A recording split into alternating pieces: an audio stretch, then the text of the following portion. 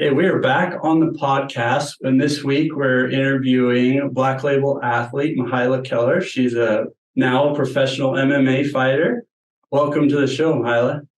Thank you for having me. I appreciate it. Yeah, we're excited to talk to you. Especially you're the first MMA fighter we've had, so we're excited to get to know a little more about you and your sport. We all have seen it on pay-per-view and on ESPN, but don't know a ton about it. So before we get into the specific questions about your sport, just tell us a little about you. Yeah. I Funny thing about me is like for work I do HR, and that's kind of like the joke currently at my work is I'm the person who mediates pretty much every conversation, and the thing that I do outside of work is fight. I'm 25 years old. I just got married last weekend. So that's awesome. Congratulations. I've done martial arts now for 22 years. Absolutely. September will be 22 years. I've loved every second of it. I have three pets. I got two dogs and a cat. The cat was just kind of an accidental, why not adopt him? And then pretty much I definitely think that I live a pretty like simple life. Other than that, I enjoy spending time with my family. They're everything to me. And I enjoy being outdoors, and just training is pretty much my whole life. Cool. So tell me, you obviously started MMA when you were little, right? So how did that go about? Was that something that you wanted to do, or your parents sent you to it for a camp, or what happened? Yeah, so I actually started doing MMA, like specifically MMA focus, about 4 years ago. I started doing traditional martial arts at the age of 4. My parents put me in it for self-defense.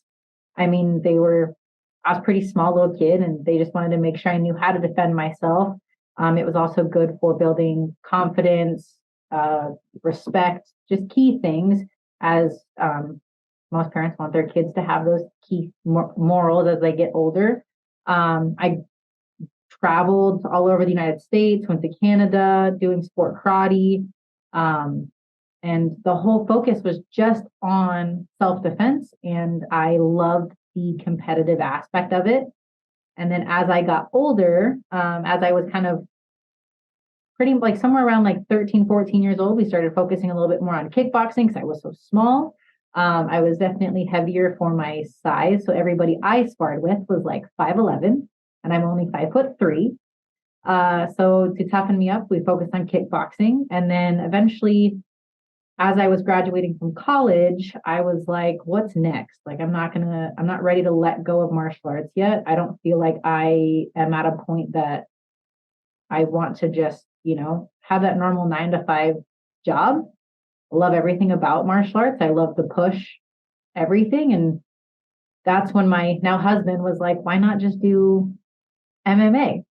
Kind of like the best of everything. You get to learn new things, push yourself to new limits, and kind of just see where it goes. And then I've been hooked ever since. That's funny that you mentioned your husband, because the first thing I thought of is when you said that you just recently got married is, how does her husband feel about this? He's got his beautiful wife. He doesn't want her to go get her face bashed in, right? He sounds pretty supportive.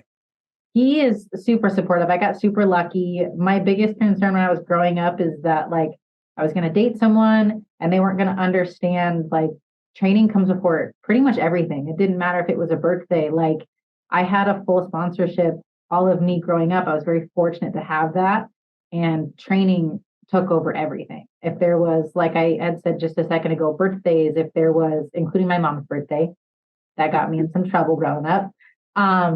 But it was just the most important thing. Like everything else came second. And I got very fortunate to have someone that I get to now spend the rest of my life with that understands that and gets it. But he is also my trainer and my nutritionist.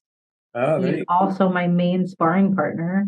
So, I mean, he completely supports it. He's in my corner. He's there to really pick me up. Like right now, my fight's next week. And when I'm, in a funk or whatever it may be, he's there to check me and be like, you're crushing it. You're doing a good job. but he's also there to remind me, hey, if I'm being lazy, you got to get up, you got to go. So best of all worlds there. Yeah. How does that work, having your spouse as your trainer and a sparring partner? I think it'd actually be kind of fantastic if you're upset with your wife, be like, hey, honey, let's go spar, right? How do you keep that balance? That's interesting. Yeah, I know not everybody can do that. From teaching martial arts and from learning from my previous martial arts instructor, it's not always the best dynamic for couples at all. It could get very toxic very fast. We communicate very efficiently when we're sparring. So if somebody is getting more amped, whether they're frustrated with themselves, there's a quick check of like, hey, we need to change what we're doing because I don't want to potentially pop you harder than we might have just agreed on. So it works out that way. Granted, there are some times where there's a solid training session going on and nobody wants to say anything. So contact goes up. And as long as we're both okay with the contact going up, the dynamic stays great. Other than that, one of us will take a step back and be like, we got to change gears here. Very interesting. That's cool. And I know this isn't a relationship podcast, but I do think that's super important. And it's cool what you're talking about. It reminds me of me and my wife. So we both did track in college and we continue to coach together and do a lot of stuff together, but we don't have that like physical contact aspect of the sport. So I just think of when you're talking about your relationship, I was like, oh yeah, like that's kind of how we are, but we don't have that, like, we're not hitting each other either. So it's a whole nother complexity to what it is. And I think a lot of athletes and people that use our supplements are in that like post-collegiate family style recreational athlete or post-collegiate competing athlete situation where they do have a relationship or in a relationship. So thanks for bringing it up. That was really cool. Yeah. Very, very interesting. So do you guys train after work, before work? How does that work? So he's helped me make my schedule. I'm definitely that person who will just completely run ragged all day and put everything back to back to back because to me, downtime which is a bad habit and I'm working on it, but downtime is time that I could be doing something to work harder, whatever it may be. Like I want to be doing something all the time. So he helped me create my schedule. So we train, I do my fasted cardio in the morning by myself. Sometimes he goes with me, it just kind of depends on work schedule wise. And then after work, I get home. After work, I do my runs typically by myself. And then after the runs, we either both go to the gym or we both go to wrestling, jujitsu, whatever it may be. And then we typically do striking after that. So pretty much the rest of our evening is spent together training, whether it's at the gym or jujitsu or wrestling.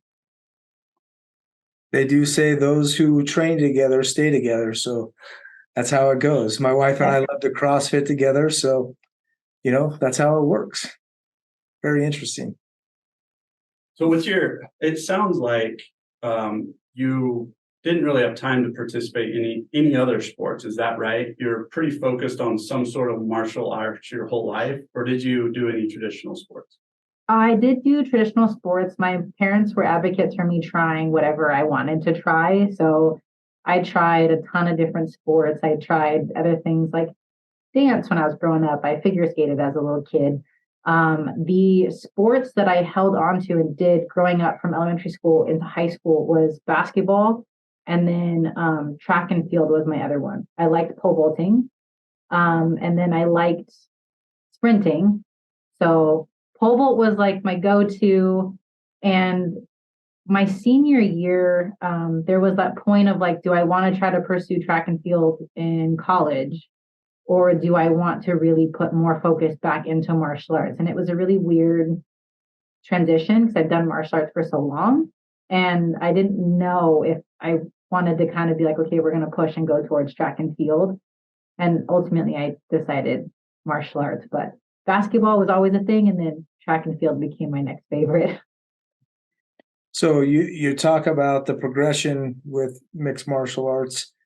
What, has it always been the end goal to become professional? Have you always had that in the back of your mind? Or is it, I'm just going to continue down this path and see where it leads me?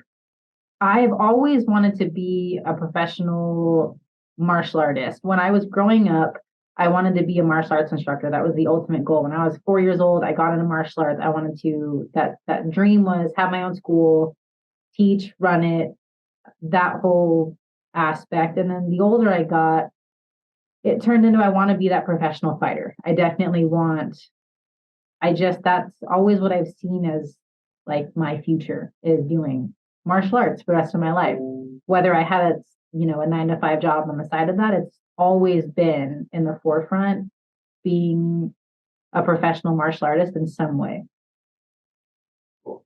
So with martial arts, there seems to be a tradition to have nicknames, and you have a pretty awesome one, the Killer Monkey, right? Yeah. So you got to tell us about this. There's got to be a good story behind it. It's it's a kind of a simple one to me. It definitely sounds like it would have a better story. But my previous martial arts coach, I used to swing my arms really weird when I did sport karate. And he started calling me a monkey because they literally made like that C like swing shape before I would punch. Like it was a very unneeded movement, but it just looked like swaying arms like a monkey. Um, so he gave me the nickname Monkey. I've had that since I was maybe like 11 years old. And it's been embroidered on my black belts. That's just been my nickname is Monkey for so long from him. And then when I went into MMA, I was like, man, Monkey's like not like scary enough. Granted, I'm not like a scary human being. I laugh and smile through pretty much everything, every face off. But I had brought up that when I was a little kid, everybody used to call me Killer Keller because they rhymed and I did martial arts. And that's where we ended up just pairing them together. It flowed well to say Mihaela, the Killer Monkey Keller. That is a fantastic name. I love it. And I recently saw that there are some Killer Monkey t-shirts out there for sale. Yeah. Which is fantastic. Tyson and I, we need to go to that link and then pick up a couple, which we will do and support you with that. But, you seem like, you're in HR, you're just this low key, recently married young lady. What is it about MMA that drives you? What is it that keeps you coming back? I pretty much everything about it. I love the fact that doing MMA makes it so, I'm pushed out of my own comfort zone. I grew up doing, traditional karate and doing striking. Striking is my favorite thing to do. Jiu-jitsu, wrestling, that's all a new world for me coming into MMA. I want to be the absolute best martial artist I can be. And that's what that driving force is. Like I'm always a student. I'm always learning something new. I'm experiencing something new in every single fight. There's never a failed moment that I'm not. And that is what has forever kept me a student in martial arts is I'm constantly chasing new moments, new things to learn from. And I won't lie, I don't know if I could function with not having like this coordinated, structured training regimen either. It would be really hard to let go of. I love the push. I'm a goal chaser. I set those goals and I will do whatever it takes to go and get them. So it's all kind of the game itself is absolutely what keeps me going. So what is the end goal for you? You recently declared you're professional. Is it the UFC? Is it a different level? What is it that would be the end goal for you? My goal is to get into the UFC for sure. I've cracked the joke a couple of times now that I want to be a triple champ. I don't know if I could, what weight class that would be in, because I'm currently going to fight at 125, and this is a first in my MMA career. But I did crack the joke that I was like, oh, I'll be a triple champ one day. And it just keeps sticking. So that would be like cherry on top goal, but I definitely want to be a UFC champ one day. And that's currently like getting in the UFC champ, and then whatever, setting the goal next after that. That's awesome. Well, we're excited for you, and congratulations on going pro.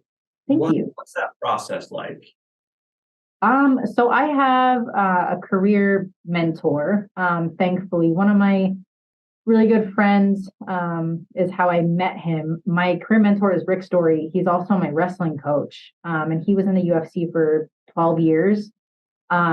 He came into my life, and him and I kind of had a similar situation with past coaches. So we clicked really well and meshed really well.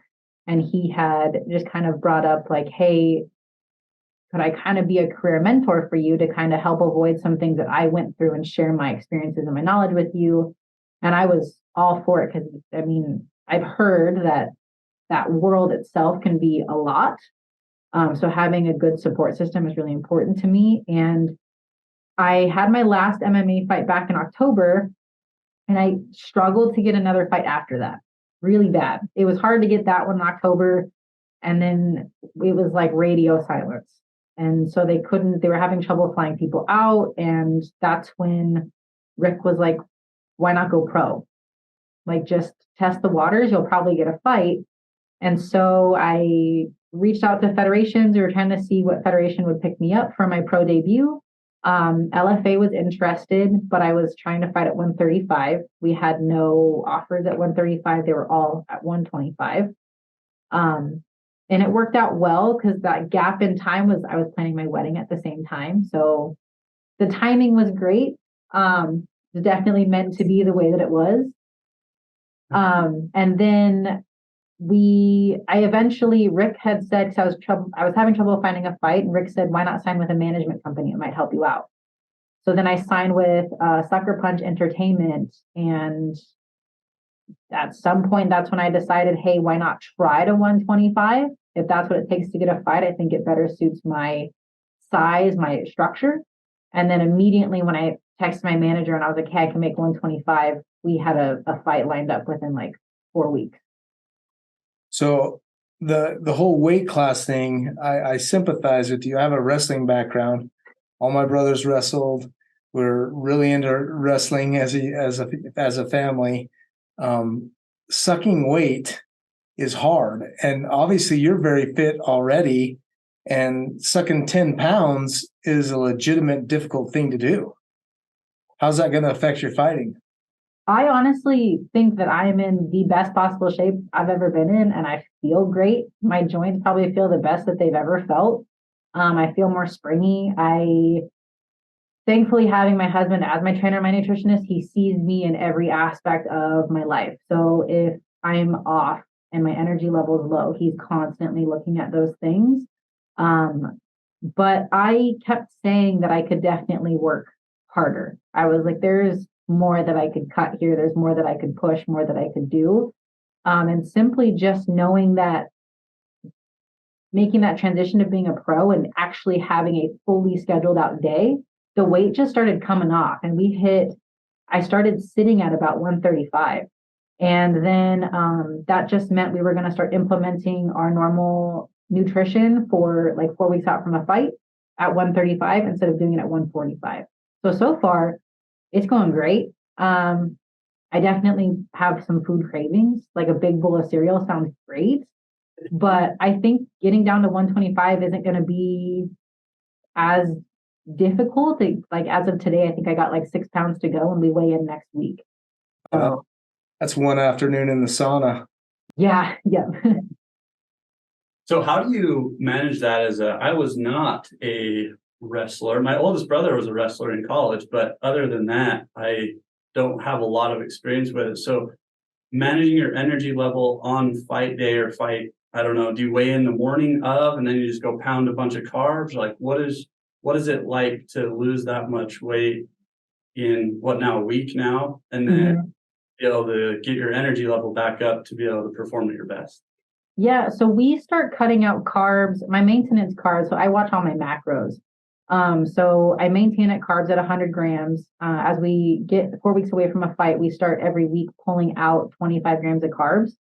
So I sit low in carbs at least 3 weeks away from a fight. So my body's already kind of making that comfortable change and getting used to it. So fight week, we go down to 0 grams of carbs, cardio bumps up.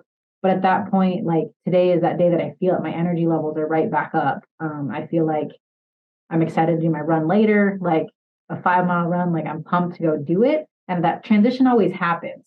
Like you kind of tank for a second, and then once your body's like, we're used to this, my energy levels skyrocket. And so for the fight, as we pull those carbs out, we do a whole water load dehydration process. This will be the first time I get more than 24 hours after weigh-in before the fight. So I weigh in Thursday next week at 10 a.m. Normally we weigh in 24 hours before. This will be about 36. My go-to food right after is the banana, a protein shake, and some electrolytes. That's just because we dehydrated, don't want to cramp. And then for me, I don't really carb up as much just because I've been so low in carbs, and I go with the normal things that I eat. Like I want my gut to be happy. I go with my go-to meal afterwards. We always find some place that I can get shrimp, some type of vegetable, and some rice. Like that's the meal I want right after weigh-ins.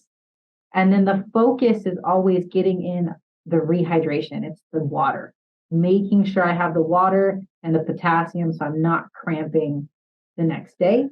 Other than that, I just go back to eating pretty normal. Like I have shrimp's my favorite thing. So shrimp or chicken, and we just eat super clean that day. And then I always feel pretty great.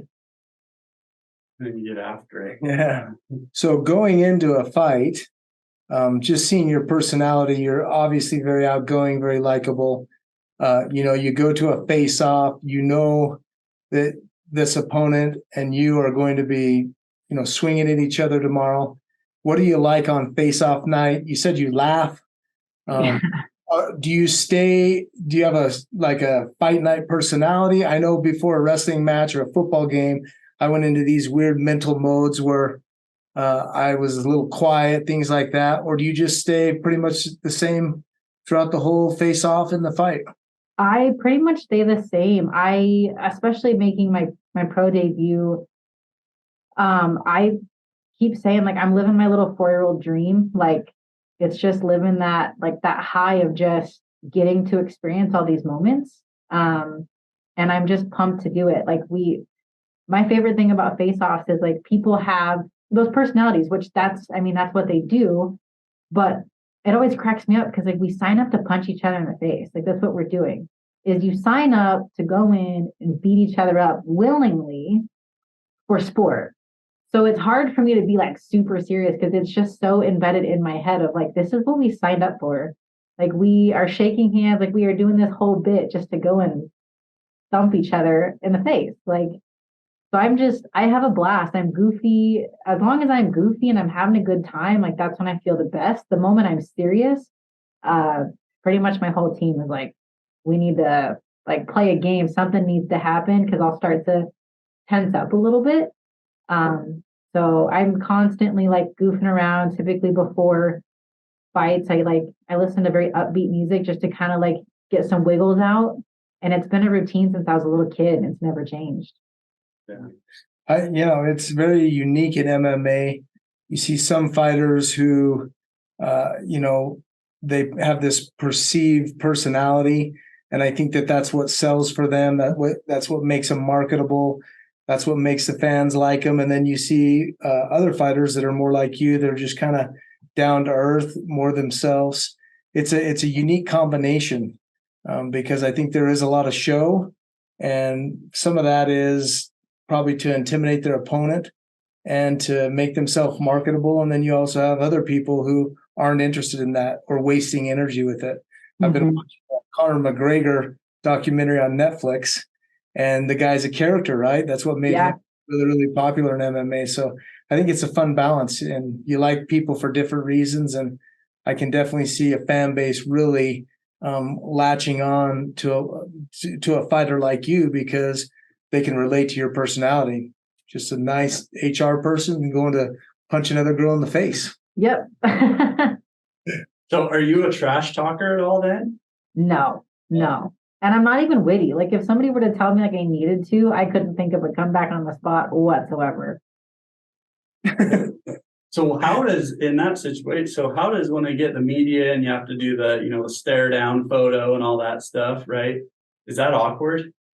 I don't think so. I'm happy being there. Like I know the moment we're doing a face off means that the next step is we're fighting. So I know that we made weight. I know that we're having this moment, we're facing off, and I know that all that hard work is done. And the best part is that we get to go out there the next day and go out and actually showcase what we've worked on. Um, so for me, it's one of the most exciting moments and never awkward. It's just, I always smile. So when they tell me I have to be serious for like a photo, it like I have to hold my breath for a second and be like, okay, I gotta like be serious, but don't like crunch my face so it looks weird in a photo. That's good. You'll look better than all your Yeah, opponents. That's for sure. Just Yeah. I'll tell them you want to smile. So Yeah. before, I've played a lot of team sports as well, but before going into a fight, how much do you actually research your opponent, or do you focus mainly on what you do? I'm honestly that person who likes to look up my opponents. I don't know if it's just because I grew up doing sport karate and we were always watching other people spar and, figuring out tactics and strategies on how we were going to approach different styles of fighting, not necessarily the person. I always look up my opponents. I like watching their podcasts. I'm definitely that person who likes to learn a little bit about them. I have no idea why. It's not relevant whatsoever. But I do. But I don't, after I kind of do like the initial lookup, I don't really look much more into it. I let my team do it. And then just kind of, I watch them out of curiosity. And then after I've watched it, I just move on along. Because with you and where MMA is so, I don't know if open is the right word, but everybody has a different style, right? Some people are better in the wrestling side. Some people are better in the combat side. So is that part of what your team does the research on and say, hey, they're going to try and get you on the ground and keep you there, or they want to stand up and fight a lot more? Is that part of that research? Yeah, that's definitely what they're looking for, especially with like my opponent that I fight next week. My husband looked her up immediately, and then so did Rick, and they were already like, we know the direction we're going in. It was kind of like a shorter notice, so we've already been sharpening. Striking's what I've done my whole life, so we have our things that we do for that, and things that we do to focus to make those better. And then for the past 10 months, we've spent a ton of time at jujitsu and wrestling. So it was just as the fight I signed for, like, we only had like 5 weeks notice. So we kept running with the current plan that we had, but it just kind of makes it so we're all on the same page on what my game plan is at that point. And how many professional fights, does your opponent have so far? She has one. She's 1-0. Oh, good. Soon 1-1. 1-1. Yeah. How many fights a year are typical once you get into the higher levels where you're at? I think it depends on the fighter. Because there's some fighters who want to be super active. I mean, Rick told me that when he was fighting and active, he wanted as many fights as he could. So if they were ending early, he was going, quick turnarounds. But then there's some fighters like John Jones. He takes pretty much like one fight a year because he wants to be so prepared. He watches so much footage. He is so dialed in that that's what he prefers. For me, last year I had 3 fights, but they were all spaced out within like 4 months, 3 months of each other. There was good recovery time, good solid camps, constantly, staying in shape. So for me, if fights end well, I'm eager. Like I want to get those fights in. But if my body's like, hey, we need to take a break, I'm cool with taking a break. But as long as they're kind of spread out, I want to be active. That's definitely my goal. Mm-hmm. And recovering from a fight's got to be like pretty intense, right? I mean, depending on how it goes. Yeah. And thankfully, there's so much for recovery now in general. Like, there's so many places that you can go and do cryotherapy, red laser therapy. Like, there's so much that's offered now, which I think is amazing, which helps that process. I only take maybe about a week off. I just have that itch to go and train again. Sometimes I push it and I ask my husband if I can do it in like 3 days. And like try to get a run in at least or cardio. But typically like after my fights, we rest, like do absolutely nothing for a good solid 2-3 days. And then if we already have a fight scheduled, we'll get into cardio for the rest of that week and then hit it hard the following Monday. if there is no fight, we kind of see how my body feels. And thankfully, I came out of two of my fights with some marks, but I haven't been I haven't had anything happen to me in my fight. So I've been able to just kind of get up and running, except for one of my fights, I hurt my hand and I went straight back into cardio. So I definitely, like, once my body feels good, I'm going.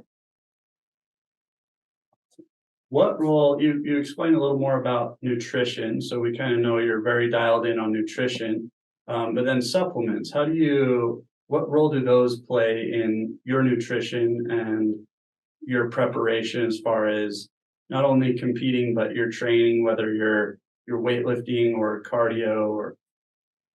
Yeah, protein powder has always been a staple, especially for training. And I do like my morning shakes after fasted cardio, got to get that protein in. And then before bed or after workouts, get it in again, just quick digesting protein, push it back into your body. Pre-workout, with me being as active as I am and having my normal 9 to 5 job, I don't know what I would do without pre-workout. I won't lie.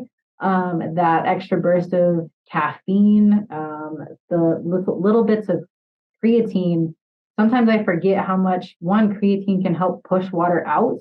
I know people always say that creatine holds on to a lot of water, but you're also pushing a lot of it out of your body. It's also helping with recovery. And so my two biggest supplements that I take are my protein and my pre-workout. And then I take joint supplements as well, just because I'm beating up my joints. My elbows are like infuriated. Like if I'm weightlifting and we're punching all the time, like my joints are like, hey, you need to do something. And then I've had shoulder surgery. So especially after that, like just certain joints they get a little tired. They need a little bit extra help. So just having those little extra while also essentially keeping my body primed and stretching, they all just play a huge key role. Mm-hmm. Growing up, a little outside of MMA, who is a mentor or somebody that you've really looked up to that's helped you become the person that you are? It's definitely, in my life, it would have to be my mom for sure. My mom just did like high school sports. She did volleyball and she did cheerleading, was never did anything more than that for sports. But my mom and my dad as well they're definitely who taught me my morals in life and have just told me to keep chasing my dreams and keep having fun while I'm doing it. But they've also sacrificed a lot to put towards me doing martial arts, me training, time. I mean, they used to pick me up from school. They would take me to martial arts. They'd sit there for 4 to 5 hours, take me home, and they would still have food for me. Like, my parents are my own personal superheroes. So for me, it would be them. And then my previous coach, him and I ended up parting ways just due to eventually having difference of opinions with transitioning from karate to MMA. But he was a huge impact on my life. He was the person who sponsored me fully, all of me growing up through sport karate. So I got to travel. It took the burden off my parents. Like, he did a lot. But the work ethic that I got from him being my coach I forever will stick with me. Like, when you're tired, your body is essentially giving you a warning. It doesn't mean you're at that limit. So you keep pushing that limit, and that has been embedded in my head forever. It's how I grew up. And then he was also the person who just always reminded me to be present. Like, the best athlete you can be is when you're being present and you are making active decisions and not making reactive ones. That's great. Sounds like your parents did a great job raising you. I think so. I think they're great. Well, I don't have any other questions for you. I did want to make sure we mention, because you are going into your first pro fight next week, I'm really excited. And regardless of when this is actually released, I'm sure those Killer Monkey shirts will still be out there for people to support you. as well as your code at Black Label Supplements, because we donate and give back money to you for any time that's used. So what is your code for your fans that are listening to this to go out, and if they're interested in using supplements, they can go and use that. They can get a discount as well as support you. Yeah. So for supplements, my code is KillerMonkey15. I use my fight nickname for that. In regards to t-shirts, that link is just there. Thankfully, my clothing sponsor is super great. He's just taking the cost for the shirts, and everything else is going to me to help with the cost of training and recovery and all that fun stuff. So Hard to Kill Jiu-Jitsu is my clothing sponsor. And then I do have a meal prep sponsor as well. It's CI Lifestyle Meals. Another sponsor that my kickback is the fact that I have meal prep. Like, it's ready, available, sent to me every week. But the owner of that company is absolutely amazing. And if anybody wants some good meal prep and they live out here, it's free delivery. Great. I think we should be able to get some links in the bottom of the description here for the YouTube version of this, and either way for those things too. So Adrian was wondering, how did you hear about Black Label, or did you just stumble across us? I had stumbled across it. When I made the choice to go pro, I had asked my manager, I said, do I need to start watching the supplements and then putting my body for drug testing? And that's when he brought up that I should only stick with third-party tested companies. So I started digging through, and I was looking at companies that like my friends were a part of, and it shocked me because like I have a friend who's a Redcon athlete, and Redcon's pre-workout is on the banned USADA list. yeah. So that shocked me. So just doing a deep dive, looking for third-party supplements, and then you guys had popped up, and the peanut butter cup protein, I won't lie, like the picture of it is what like drove me to reach out, because I was bummed out that I wasn't going to get to have the same protein that I've been drinking. And I really like the peanut butter. It helps me get through weight cuts to have good tasting protein, the whole 9 yards. And then I started looking up like the company itself, and I thought it was really cool that you guys are athletes and your guys' background. Because I feel like that's how supplements get created that are truly out for the athlete, not just for the mass media of people. Because there's a lot of extra things in pre-workout, like a ton. And there's a lot of things that athletes can't have. And that was my nervousness, is I don't want to put all this work in, get drug tested and fail because of a simple product. And then I ended up getting the protein, and it tasted amazing, and I was like super sold. Good. Well, we appreciate it. And if you ever have any product suggestions, flavor suggestions, let us know. We love to take our athletes' input, and we do care about athletes. We are a performance-based athlete company, which does set us apart from the Redcons, the Bucked Ups. They have great flavors and things, but a lot of their products are banned, and they're for recreational athletes and not the athletes or bodybuilders or whatever you want to call it. But we're more focused on people like you and athletes that care about what they put in their body. So thank you for that. Thank you. Yeah, I appreciate it. The products are great. I mean, definitely rely on the pre-workout, that's for sure. And that's another thing, is pre-workout gets really clumpy, and it just is very chalky, and there's so many different types of pre-workout out there, to the point that I stopped drinking the powder, and I was getting the ready to go drinks all the time because the powders were just not good. They weren't dissolving. And I just started going and buying the other ones, but simple ingredients like L-carnitine, that's banned. Yep. So ones can taste good, but they're awful for you, and you'll fail a drug test. So yeah, it's been interesting educating athletes, because all of our stuff has to be third-party tested. And when you start talking to athletes and tell them, hey, this has a banned substance in it, they don't believe you. And we're like, yes, it does. So yeah. All right. Well, thank you so much for coming on. Good luck in your fight. We will be watching. Is there a place that we can watch, or is it on YouTube, anywhere live, or pay-per-view, or how does it work? Yeah, it's supposed to be streamed on UFC Fight Pass. So it's LFA 164. When I was looking at UFC Fight Pass, it's the only event happening on that Friday, August 4th. Great. So yeah. Well, we'll be cheering for you. We appreciate you being a Black Label athlete. If we can ever help you, you let us know. And we look forward to growing with you and seeing you as you progress in your career. We wish you the best, and take it easy on your husband sparring. Yeah.